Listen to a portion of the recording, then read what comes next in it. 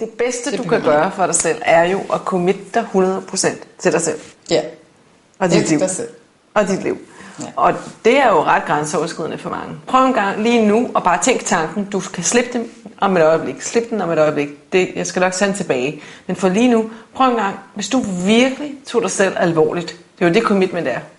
Hvis du virkelig respekterede dig selv, og tog dig selv alvorligt, og elskede dig selv på samme tid. Det er jo det commitment er, ikke? Hvad kommer så op af uhyre? Hvad for nogle porte har du så ud? For så har alle sådan en lille port ud. Ja, men hvis jeg bliver rigtig stresset, så må jeg godt ryge alligevel. Eller, hvis jeg virkelig bliver overset, eller så må jeg godt spise noget marabu.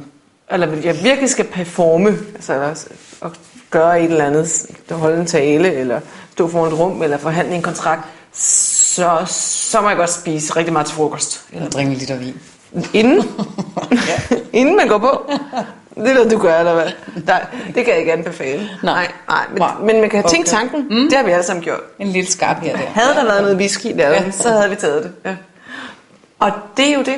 Altså, de der små monstre, som kommer op, når du tænker 100% commitment, så kommer der sådan nogle små monstre op. Og det er de monstre, der har din power i dit liv. Det er ikke dig selv. Jo flere monstre du har, som kan løbe afsted med dig ude på små sideveje, og der kan gå alt fra 3 minutter til 10 år, før du kommer tilbage på hovedvejen, det er det, der forhindrer dig i at stå i din fulde power, i at være 100% committed til dig selv og det her liv, du lever nu på den her jord. Der er flere former for commitment, ikke? Fordi noget af det, jeg har arbejdet rigtig meget med klienterne, det er også, vi har tit sådan en tendens til, at hvis vi skal committe os til noget, så skal det være hele linjen over, ikke? Vi skal holde op med at ryge, vi skal også tale baby, vi skal ikke råbe børnene mere, vi skal have ændret vores garderobe, altså vi skal ligesom det hele, nu skal vi skifte identitet næsten, ikke? Så vi tror, vi skal committe os til det hele.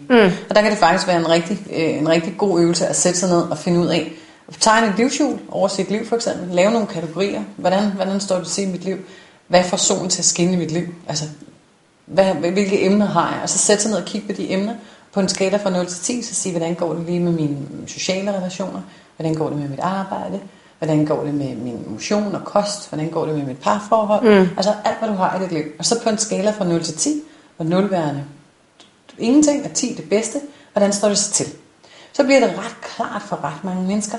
Der er jo selvfølgelig forhåbentlig nogle felter, hvor det scorer lidt højere end de andre. Og når du så får sådan et overblik over dit liv, så er det meget nemmere at beslutte dig for, at du måske skal lave nogle indsatsområder, som er på 1 eller 2 områder af dit liv.